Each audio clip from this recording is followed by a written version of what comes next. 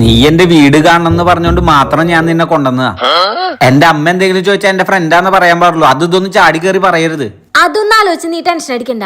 അമ്മയ്ക്ക് ഒരു സംശയം തോന്നാത്ത രീതിയിൽ ഞാൻ നോക്കിക്കൊണ്ട്.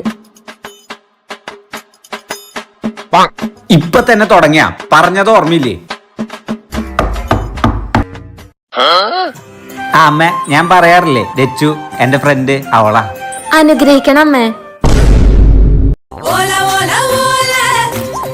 നിനക്കെന്തടി പ്രാന്ത? നീ എന്തിനാ അമ്മയുടെ കാലിലൊക്കെ വീഴുന്ന്?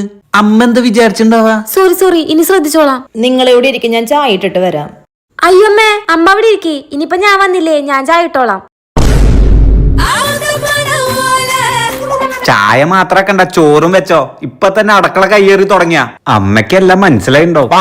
സോറി, ഇനി ഞാനൊന്നും ചെയ്യില്ല. മതിയമ്മ, ഇനി ഞാൻ കഴുകിക്കൊണ്ട്. അമ്മ റെസ്റ്റ് എടുത്തോ. എന്നായാലും ഞാൻ ഇതൊക്കെ ചെയ്യേണ്ടതല്ലേ. നിന്നെ വീട്ടിൽ കൊണ്ടുവന്നത് തെറ്റായി പോയി. അതിനമ്മയ്ക്ക് മനസ്സിലാവാൻ മാത്രം ഞാനൊന്നും ചെയ്തില്ലല്ലോ. നീ ഇനി അധികം വാ തുറക്കാതിരുന്നാ മതി. അമ്മേ, ആ ഈ വീട്ടില് ഭയങ്കര ചൂട് കൂടുതലാണല്ലേ? ആ മോളെ, ചൂട് കാലത്ത് ഈ വീട്ടിൽ ഇരിക്കാൻ പറ്റില്ല. അത് സാരില്ല, നമുക്ക് നമ്മുടെ ബെഡ്റൂമിൽ AC വെക്കാം. ഇറങ്ങി പൊക്കോ രണ്ടും. ആദ്യം തോറ്റ പരീക്ഷ എഴുതി എടുക്കടാ. അവ പെണ്ണിനെയും കൊണ്ട് വന്നേക്കാ.